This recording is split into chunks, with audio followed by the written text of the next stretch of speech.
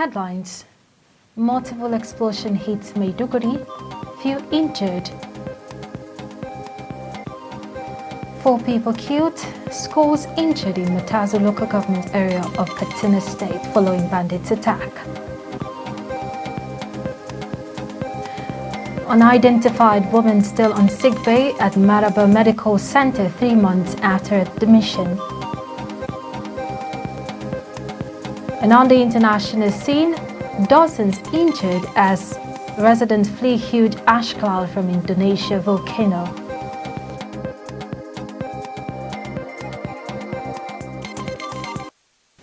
Hello and welcome to News Hour on Trust Television. I am Martia Umar.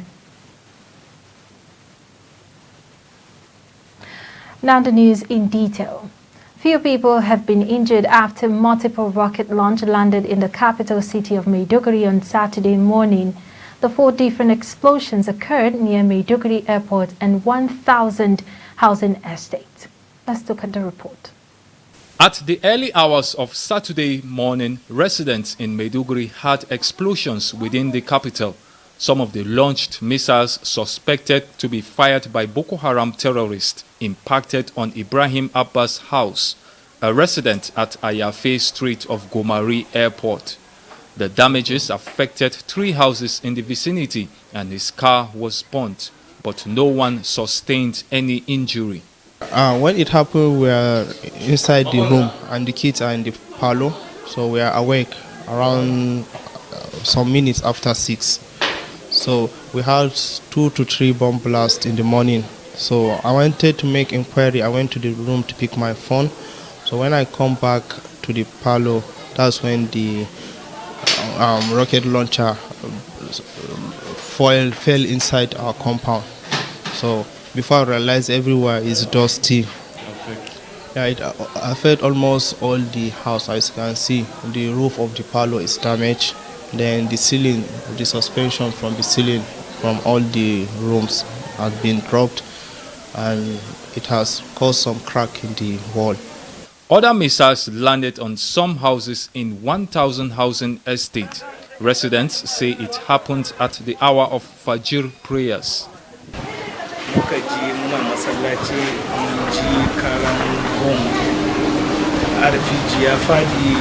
Sai a muka bar masallaci muka zo sai a ci abin a gidanmu ya fada. Muna kira ga gwamnati ya sa ya kara kwazo akan wannan insecurity nan, so da gaskiya abin yanzu is getting out of hand. No casualties were recorded at the time the incident occurred. The incident had sparked tension among residents.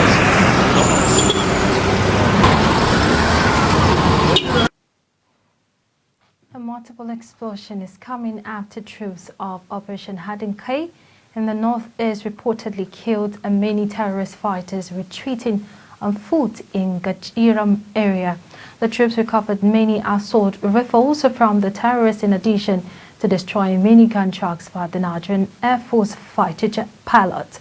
And the military said that the late offensive is one of the greatest defeats, inflicted defeats on the terrorists, warning its troops to be on their guard as ISWAP fighters may attempt a reprisal.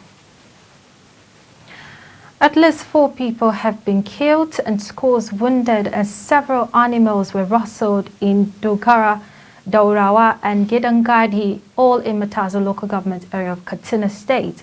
The incidents occurred at about 10 p.m. on Friday night, according to one Ibrahim Osman, a resident of Yarikiriya village in Musawa local government area of the state. And the bandits stopped the villagers with dangerous weapons, destroyed several houses during the attack. When contacted, the public relations officer of Katsina State Police Command said they're not aware of the attack. Gambo Isa and that may not be unconnected with the lack of network in the areas where the incident happened. Thousands of people have fled the villages while many others have been abducted by the bandits.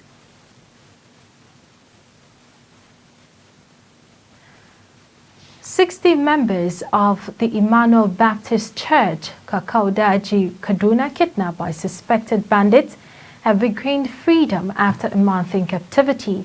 The Christian Association of Nigeria, CAN's chairman, Kaduna State Chapter, Reverend Joseph Hayab, who confirmed their release to Daily Trust on Sunday, said other 9 people abducted in different villages were also released alongside the church worshippers on Friday evening. It did not say whether ransom was paid before their release, but said they were released and taken to the barrack by soldiers. Another resident whose family members were among those abducted but craved anonymity said the ransom was paid before they were released but declined further comments. And now we will be joined by a security expert, Comrade Dantata Mahmood, who will be discussing the security in the country. Comrade, thank you for joining us. Very good evening, eloquent and erudite Mardia.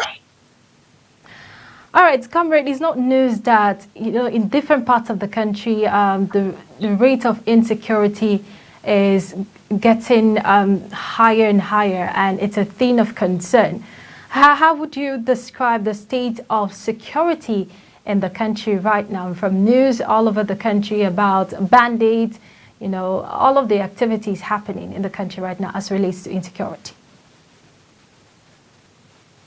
Nigerians, while insecurity at this time is not peculiar to Nigeria alone, I think at this time, even with the onslaught against armed bandits, kidnappers, as well as terrorists, they are also given reprisal attacks. And these are not unconnected to conspiracy theories, as well as laxity in intelligence gathering, as well as intelligence sharing. Over the world, countries have advanced from combat execution against terrorism to execution on intelligence gathering, because if you cannot make use of modern intelligence gathering targets, automatically these miscreants, these insurgents and disgruntled elements stand to ambush you and sometimes return fire for fire. Don't forget the fact that a whole brigadier general who was reinforcing after attack on some of the troops paid the supreme price, as well as other officers and personnel. And since then, we've been having skeletal attacks and host of others. And yesterday to day before yesterday, you got success at the part of our troops and armed forces fighting against insurgents in the northeast, where a lot of ISWAP miscreants were killed, as well as some of the Boko Haram insurgents. So I think it is rather unfortunate, the attack in Maiduguri and some parts of the northeastern state, and we say may their souls rest in peace. Above all, what needed to be done now is for the combined force of the armed forces, police, and other security agencies presently involved in the execution of warfare against the ISWAP forces and the Boko Haram zealots to see how synergy can be enhanced, as well as intelligence gathering enhanced. Now we have what you call community policing. This is the time most inhabitants of Borno and other northeastern states need to come and give support to the police, army, navy, air force, civil defense, DSS, armed squad of immigration, and even those of the customs in this fight against insurgents, because without security we cannot achieve developmental strides. Comrade, you did mention support, residents of these areas that you mentioned giving support to security agents. When you say support, it's not really clear.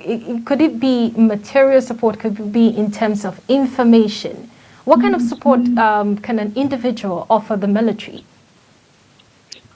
In terms of supply of intelligence report, so far I think the security forces have all the logistical support.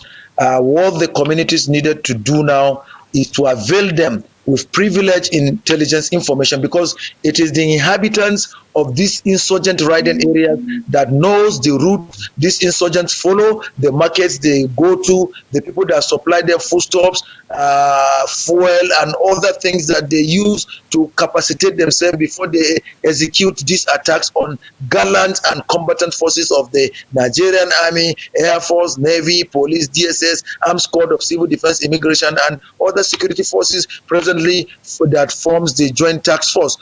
With the community policing initiatives, we know that there was formation of a civilian task force at the onset of this insurgency in northeastern country, where able-bodied youths came to volunteer and were also involved in giving of intelligence information, even combat operation, also the vigilante and what have you. Above this, the inhabitants of these areas that have been having incessant attack need to fly beyond being afraid of this ISWAP, Boko Haram, and other insurgents by giving privileged information, because sometimes it occurs when the huge information that the security forces ought to have used to get to where they camp themselves and where some of them hide among the civilians, because before they carry out these onslaughts, they take days to stay in some of the towns are supposed to be attacked by them due to their unpatriotic activities. Therefore, irrespective of religion, tribe, and class, all the inhabitants of these areas need to wake up from their slumber by trusting the security agencies, because they should also know that these security agencies are their brothers, they are their sisters, they are their uncles, and they also have family, and they cannot gather intelligence information in isolation. So they should embrace the federal government initiative of the community policing that has a huge budgetary allocation by coming forward to give intelligence information to our security agencies, especially those closer to them, like the police outposts, divisional headquarters, state command headquarters, including those of the battalions of the army, the naval base in Baga, and also of our air force bases and other bases of the Department of State Services, immigration, custom, road safety, and even VIOs, because when you talk about security, it extends to all the agencies that wears the uniform, whether federal or residual creation, because it is enshrined there in the Constitution of Federal Republic that we are tagged and called citizens police. And since this is in the Constitution, we also have the constitutional responsibility to safeguard our country by collaborating with the security agencies through giving them privileged intelligence information. Now, the Ember months have crept in, comrade, and at this time around, a lot of people have said that we need to take security a lot more seriously. I know that from the beginning of this year, we've been experiencing some sort of insecurity in different parts of the country. But as a security expert, I'm sure you must have witnessed a lot of Decembers or the Ember months more than a lot of people. So what advice do you give to people, you know, who are watching the news right now all over the world, Nigerians in particular, about how to keep themselves safe during this Ember month? Historically, the Yuletide period, with its December celebration of the birth of Jesus Christ to our brothers and sisters in the Christian faith, is always a month where people travel from their places of work and businesses to their birth areas, that is their hometowns. And the time we never experience issues of kidnap, insurgency, as well as armed banditry, there used to be increase in armed robbery, especially on highway, when people are leaving maybe Kano to Enugu, maybe Oyo to Kayama, maybe Dambata to other parts of the country to celebrate with their kids and kin. So the advice I want to give the security agencies, especially the police, because when you talk about internal security, it is the constitutional responsibility of the police, and complemented by other security agencies like Army, Navy, Air Force, DSS, Immigration, and host of others. The police so far is large. They have what you call specialized squads. Outside the conventional police, we have counterterrorism unit, we have special protection unit, we have the CID, we have MOPOL, we have special forces, we have border police, we have marine police, we have other specialized forces, including specialized squads like intelligence response teams, special tacticals, and others. This time they need to take charge by ensuring that they coordinate with their outposts, divisional headquarters area command, state command, zonal commands, to ensure that on highways in areas that are prone to kidnapping and banditry as well as insurgency, that they beef up and also look for assistance and collaboration with sister agencies like the Army, Air Force, Navy, DSS, Armed Squad of Civil Defense, Immigration, Custom, Road Safety, and also to ensure that movements from either northwestern, either southeastern, south-south, north-central, and other parts of the country are safe. At intervals, let there be a dual patrol where like 20 vehicles of combined joint task force of the security agencies will be moving on surveillance, other hoovering of helicopter and other jets by the Air Force, as well as combing of the forest and bushes. If you look at all the axes now, from the axis of the Niger Delta to the North Central and others, you need to coordinate in order to ensure safety. All right, comrade. Thank you so much, comrade.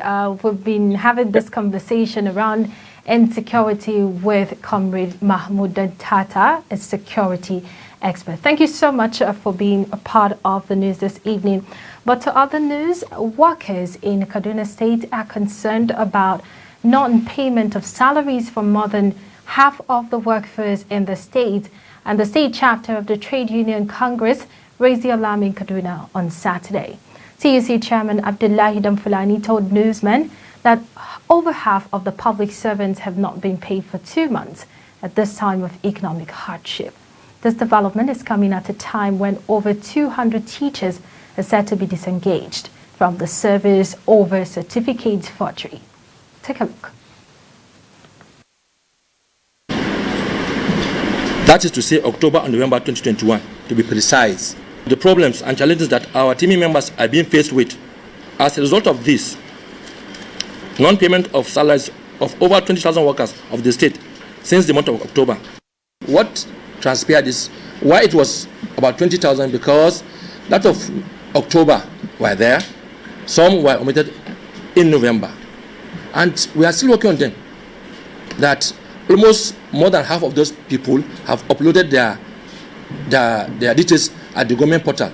And this very screening exercise that actually was embarked by the state, that is being embarked by the state government, it affected almost 10,000 of our members. So out of the 20,000 that we are even talking about half is from the secondary schools. So most of our members have not been paid. You're still watching the News Hour on Trust Television. Coming up after the break, reminiscing good olden days. And that and many more will come your way after the break. Just stay with us.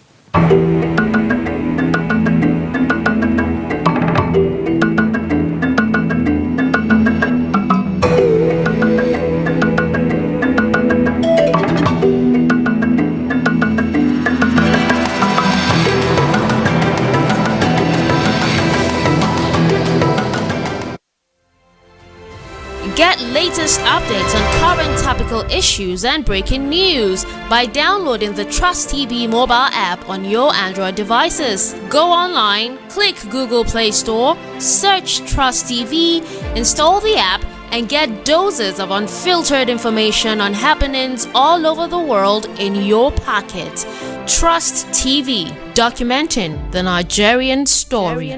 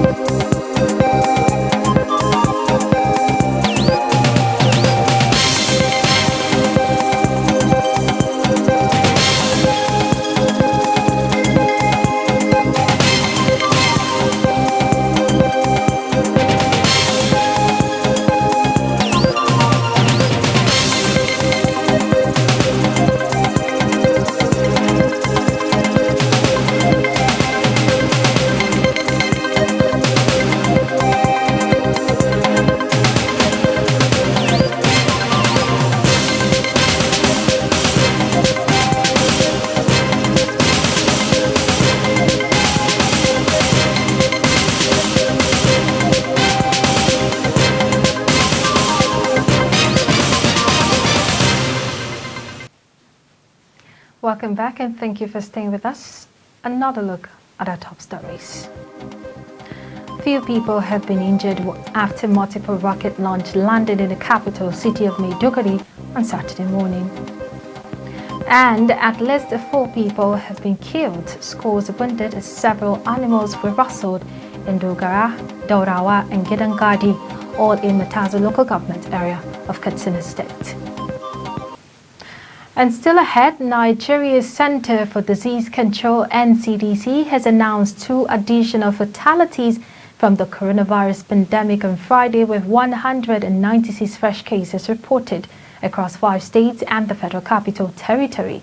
The NCDC made this known in the official website on Saturday morning, and the 197 additional cases reported on Friday indicate an increase from the 47 cases reported in the country on Friday, December the 3rd. And the World Health Organization, WHO, has said that the Omicron variant now detected in 38 countries appears to be more contagious than the COVID-19 Delta variant. Meanwhile, the Nigerian Public Health Institute said that the country's fatality toll from the disease now stood at 2,980. The NCDC added that till date, 214,513 cases have been confirmed, with 207,403 cases discharged and 2,980 deaths recorded in 36 states and the Federal Capital Territory. Professor Isa Abubakar, Center for Infectious Disease, Bayero University, Kano, speaks to Trust TV on the Omicron variant of COVID-19. Despite the various reforms to increase the provision of health to the Nigerian people, health access is only.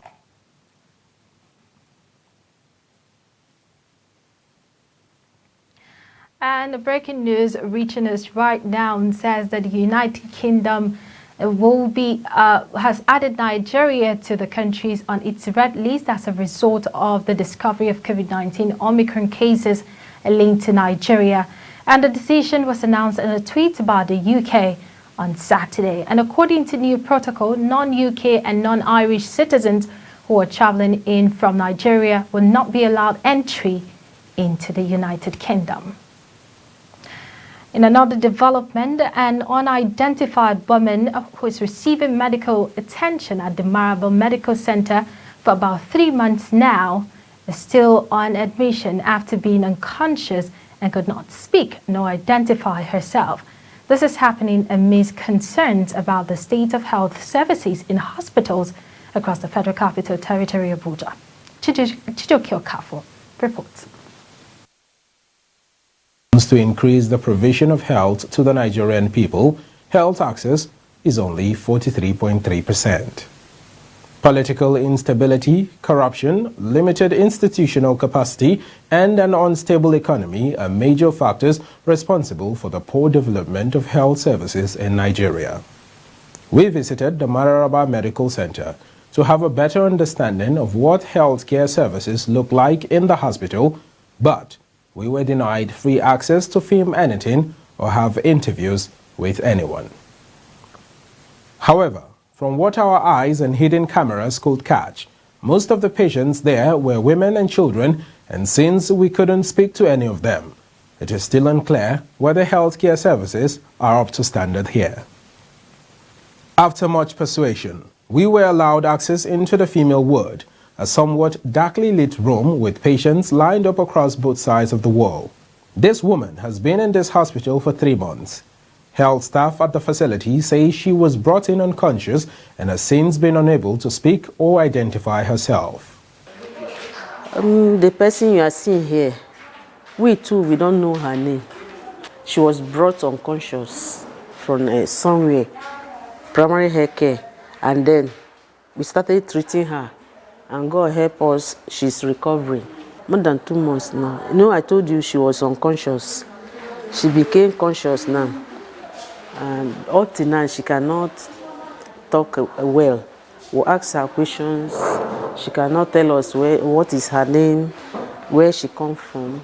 The head nurse at the medical center says since the woman was brought in, they have been the ones taking care of her medical issues and feeding her. This also takes us back to several unreported cases of unidentified missing people. This is just one out of many similar cases, and often it ends tragically. People have been helping, and it's not all that they can do. Sometimes we will need something for her. They may not be around, so we now place her under indigence. The hospital authority have been taking care, providing some things to take care of her. The Nigerian healthcare system is poorly developed. No adequate and functional surveillance systems are developed to achieve success in healthcare in this modern era. A system well-grounded in routine surveillance and medical intelligence as the backbone of the health sector is necessary, besides adequate management coupled with strong leadership principles. Chijoke Okafo, Trust TV News, Abuja. The chairman of the Nigeria's Governors Forum and Governor of Ekiti State, Kayode Fayemi, says to achieve stable democratic governance and national integration, the exemplary leadership styles of late Malam Aminu Kano, who laid a solid foundation for good governance and national cohesion during his lifetime, should be emulated. He said this at the 21st anniversary of Mubaya House held in Kano State. Trust TV correspondent Idris Jibrin reports that the program is organized to remember the life and time of late Malam Aminu Kano. It is the 21st anniversary of Aminu Kano Center for Democratic Studies, Mumbai House, and these politicians, educationists, religious and community leaders are all here to pay tribute to the late Kano's politician. The aim of the program focuses on democracy, good governance, and the question of national integration, which is said to be the main areas of late Aminu Kano's concern during his lifetime. According to Governor Fayemi, Malam Aminu Kano has over his lifetime maintained a policy of good governance and national integration despite the Nigeria's political division. We can borrow a leaf from the late Malam Aminu Kano and resolve that as part and parcel of the bargain of being a citizen of Nigeria, we will strive to design universal social policies that will enable the generality of our people to renew their faith in the country and their government. Universal access to education should be accompanied by a system of universal health care. It should be underpinned with a national strategy that defines employment creation as a priority concern of public policy. Enhanced efforts at boosting domestic resource mobilization will need to be accompanied by deliberate measures at redistribution designed to reduce wealth, income, gender, and intergenerational inequalities. In order to ensure good governance and national integration, there is the need for a collaborative effort to not only emulate but also put into action the teachings and guidance of Malam Aminu Kano through ensuring prosperity by keeping tribes and religious differences aside. As a country, we have continued to invest in improving our democratic process and systems to ensure the votes of our citizens truly count. So sometimes we Nigerians do not give ourselves enough credit for the successes we have achieved from 1999 to date. As I look around this room, I'm very happy to see people from different political parties and different parts of the country. What makes me prouder is despite our political, tribal, and religious differences, we are all friends. We are all brothers, and we are all strong believers in settling our differences through ballot, not violence. To continue sustaining Mumbai House in Kano is to continue paying tribute to the very many achievements of Malam Aminu Kano, not only in areas of democracy and good governance, but in all aspects of human life. Idris Jibrin, Trust TV News, Kano. The Nigerian Export Promotion Council says it is witnessing a surge in the registration of exporters in the Northeast following the return of peace to the troubled region. John Okorie, Northeast Regional Coordinator, Nigerian Export Promotion Council, said this at a sensitization workshop for exporters in Adamawa on the legal aspect of packaging, for export. The NEPC Regional Director said there is enormous potential in the Northeast for the export of sesame seeds and soybean, but they have been hampered by the insurgency. The report. Gathered in this hall are stakeholders in the export trade from Adamawa State, with increasing number of entrepreneurs from the Northeast region indicating interest in exports. The Nigerian Export Promotion Council has put together this seminar to enlighten them on legal aspects to packaging their products for export. Before now, the Northeast Regional Coordinator, Nigerian Export Promotion Council, John Okori, said there has been zero export from the region, a constraint the council attributed to insurgency, which has troubled the Northeast. But that narrative is now changing with the number of businesses registering with the council for exports. Of course, insurgency is a key. It's a factor. It's a major factor to lack of exports from the region. It's a key.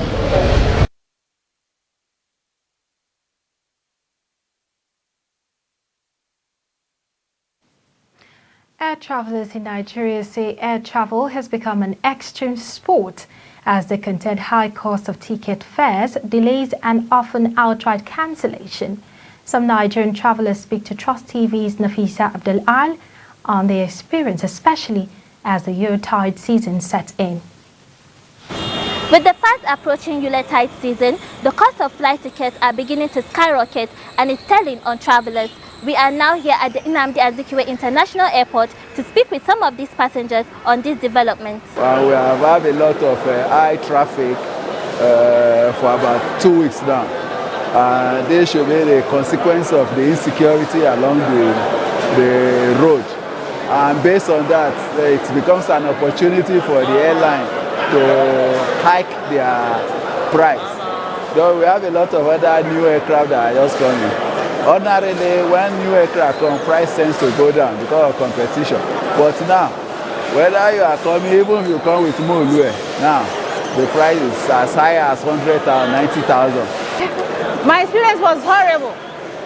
Coming from Lagos to Abuja, I paid 29,700. Now I'm going back to Abuja from Abuja to Lagos. I don't know why I should pay 49,000. That's exploitation. I don't know. The reason I don't know, and upon that, it got to be delayed. And sometimes the flight gets cancelled. Today is a very, very bad day for me because on getting here, I missed my flight 30 minutes before the flight time. It's actually supposed to be for 45 minutes, but it was actually man-made because at the airport toll gate, to get into the toll gate, we spent about 45 minutes there. So on getting here, nobody considered us. We were more than 25 people who missed their flight on Ibom Airways today. And that's very wrong. I think, for example, if you have reasons to delay your flights, you give us your reasons, probably weather condition and all that. But hereby, I wasn't going to miss my flight, if not for the toll gates, what happened at the toll gates. So somehow it's not a coincidence that more than 25 people missed their flight in a particular flight today. Well, it's a great experience to me. I'm surprised, even for me to get ticket. I've been hanging here for more than 2 hours, and I'm surprised the ticket price is higher. And of course, it's a big challenge to me. I've been hanging here in the airport for more than 5 hours, waiting if there will be a chance for me. And of course, I'm surprised. I said that this country is supposed to also look at what is going on now. Many customers, I think, is hanging here. Increments in the cost of flight tickets, delayed flights, miscommunication between some of these airlines and their passengers are some of the concerns these travelers face on a daily, but more so now in this Yuletide season. They urge the government to enforce some sort of regulation in order to curb this menace. Efforts to get comments of airline operators were, however, not successful. Nafisa Abdul Al, Trust TV News, Abuja. You're still watching News Hour on Trust Television. We'll be back after this short break.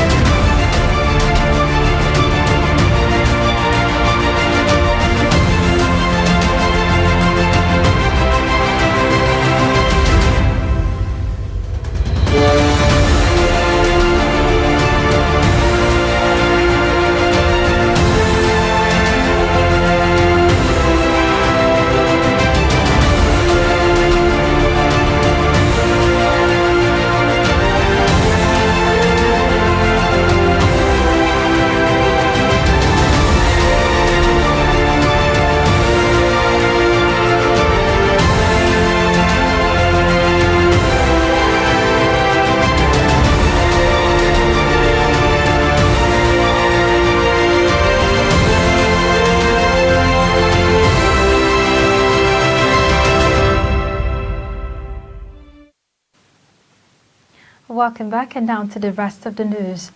Executive Secretary of the National Board for Technical Education (NBTE), Professor Idris Bagaje, has called for the merger of the Industrial Training Fund (ITF) and the National Directorate of Employment (NDE) for effective skills development in the country.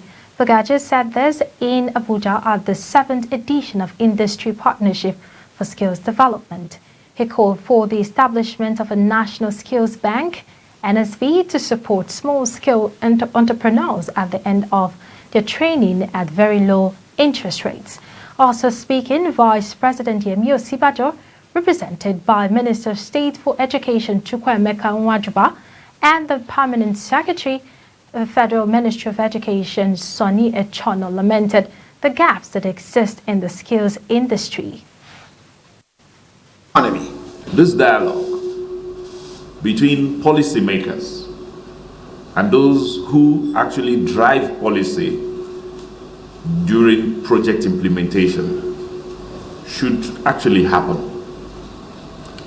Our purpose would be to assess the gaps, some that are latent, some patent, that we all may identify, and assess what it is that is our common problems, using what we believe will be our local solutions. GIZ has then offered to partner with us alongside with the World Bank and other development partners who have offered over time to help Nigeria along this march. The fifth industrial revolution is already in. And that is a revolution where the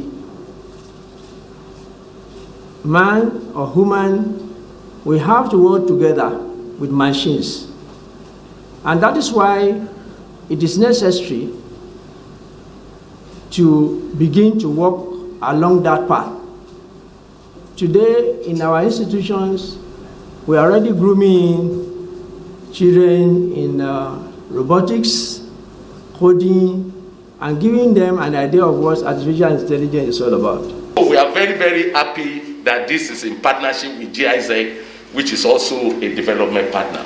So our thinking and our own view about this type of collaboration, that if the government agencies can strengthen their own collaboration, then it can become more effective between the state actors, the government, and the non-governmental organization.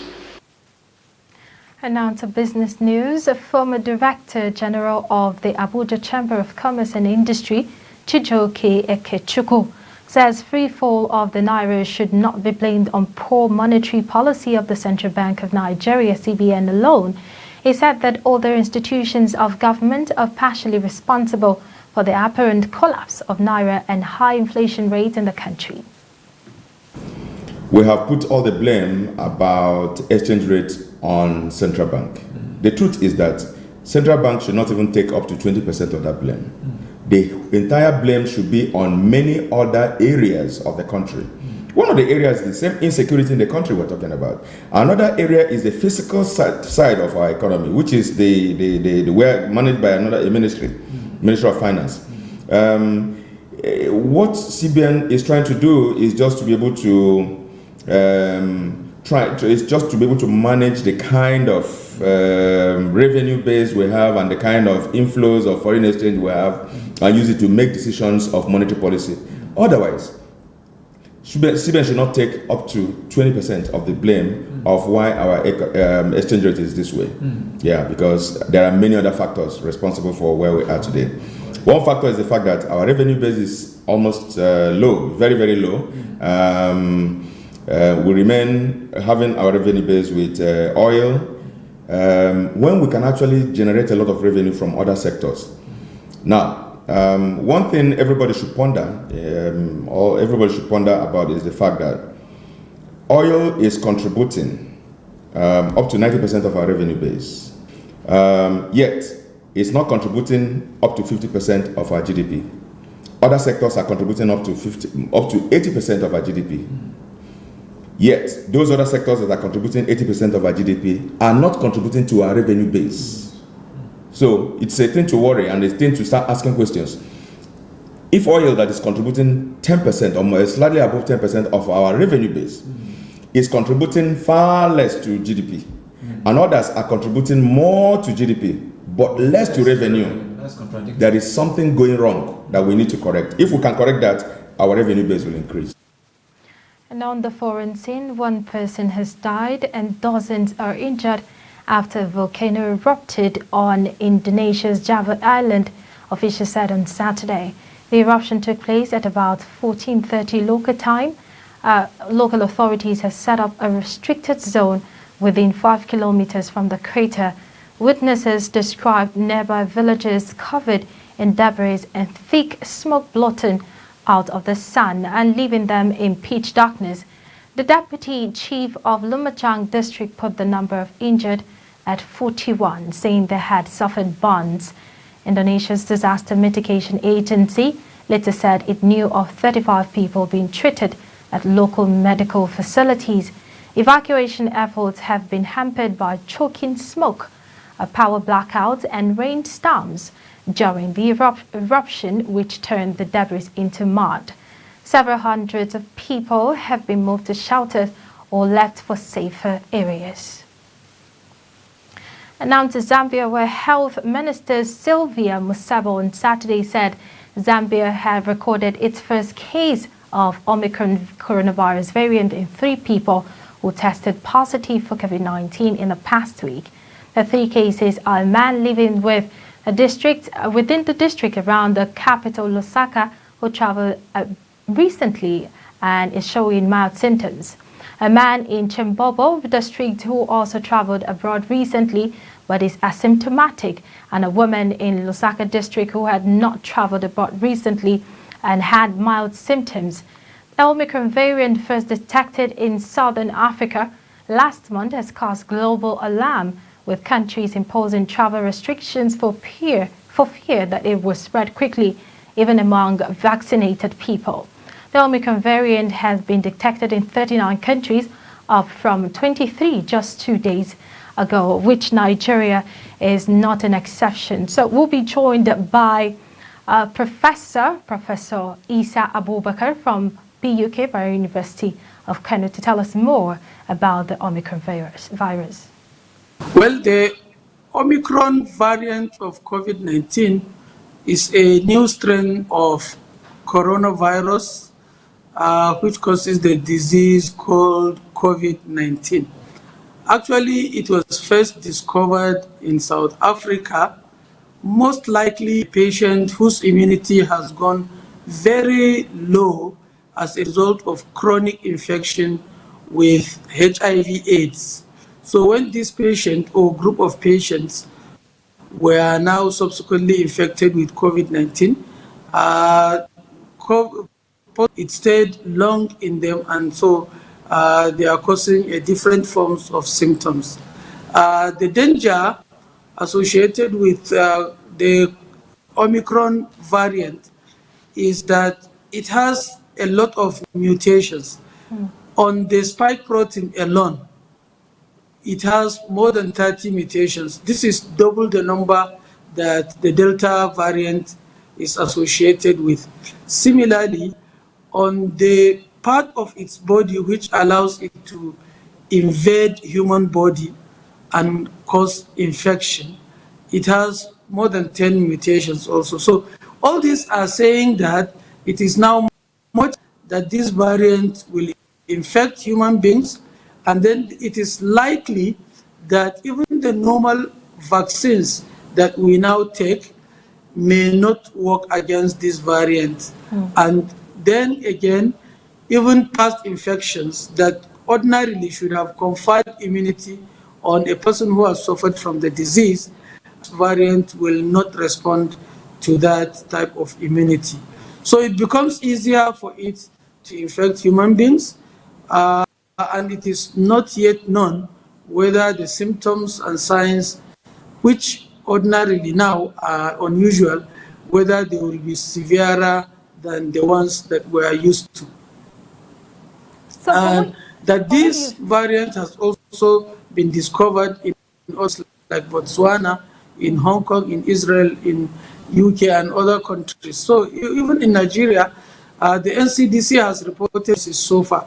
So it is spreading wider and wider, and we don't know what will happen subsequently. And now to sports. Newcastle is prepared to offer Jesse Lingard a contract that will see him become their top earner. West Ham, also interested in signing England international Lingard, can leave Manchester United for free at the end of the season, but the Magpies are in talks over a January deal, offering him a contract that would run until 2026 and see him earn over £100,000 per week. And now to Uyo, the Daily Trust Golf Tournament has ended today, with Helen Ayo emerging as the winner in the female category and Oyime Ikon in the men's category. Our Trust TV's correspondent, Ajishafe Adeni, has more. The golfers have been having the feel of the day. 18-hole golf course at Ibom Icon Hotel Golf Resort here. We've been beaming live, talking about the event, Daily Trust Golf Tournament, supported by Nigeria Army, Nigeria Navy, not forgetting the Central Bank of Nigeria, and also Akwa Ibom State Government, alongside Rwanda Air. Well, by the time this event will be ending, the winner will be emerging, and that winner will get a grand prize of all-weekend paid trip to Kigali, Rwanda, and also other goodies are attached to it. First prize, second prize, and also the third prize in the men and ladies golf. Talking about the categories. This golf course is the best golf course in Nigeria as today, and then it's a course that can accommodate as many as even 200, and we have many golfers coming to enjoy the golf course, and the golf course is in a super shape. And I tell you that everybody that will go in and finish playing today will be happy because he has a good golf course to play with. I came all the way from Kano State to this beautiful golf club, and as you can see, we're really enjoying ourselves. We like the ambience, the serenity, the beauty, nature of the atmosphere is really fantastic. I would love to come back every now and then. Actually, I am at 28 handicapper. This is, I think, my fourth year in the journey of golfing, and I'm just trying to make up, the bad lucks I have participated in the competition. Playing competition really makes you a great golfer, and that's why wherever I see a competition, wherever it is, I try and pop in and key in so that I can be a better golfer. I was really happy because I'm somebody that has played this game on the international stage. I play my golf in Dubai, in South Africa, and so many other foreign climes. And when I got here, I kept telling my friends that, look, it's like we don't have standard courses in Nigeria, apart from Lackway that I have played, and I was happy. It's comparable to some international foreign courses. When I got here, I was really amazed. So the Daily Trust has been doing a few golf tournaments. We've done one in Abuja, in Lagos, in Kano, and this weekend we decided to come this way to the Ibom Golf Resort so that we really extend our own presence beyond Abuja to reach out to our brothers in this part of the country. So I'm very glad we all managed to be here from various locations in Nigeria so that we fraternize and we enjoy each other's company. I must say that as a golfer, the Ibom Resort is an eye-opener to me. I have not played here before, and I really was surprised. I think it's one of the most scenic golf courses I have seen around. I must also add that it's one of the most challenging. I have been very humbled by the experience. I had the pleasure to play with Governor Idris Wada and a certain gentleman from Port Harcourt, it's called Peter. Peter is the one that you can believe it. I'm very happy. I'm really very happy being a winner of this great tournament, the Daily Trust Tour for 2021. I'm proud. And the fact that you'll be going to Kigali overall. I feel like flying already on. You feel so happy. I feel so happy. Well, I feel excited. I feel very happy. For me, it's been a dream come true. I'm so happy. I'm so happy. Daily Trust Golf Tournament, it started like a joke. Now it's ending, and to let you know, 21 categories of winners as we speak right now. The man that won overall best winner, we have in the person of Oyime Gregory Okon, who actually won for the men. And for the lady, we have Eileen Ayo, who also won for the lady. Both of them will be going to Kigali for all expenses paid trip, weekend trip straight to Kigali, Rwanda. Well, the good thing is that 21 categories, it has actually come to an end. And that wraps up the news hour on Trust Television. Do not forget to subscribe to our YouTube channel. Connect with us across all our social media platforms. I am Martia Umar. Thank you for watching. Have a good day.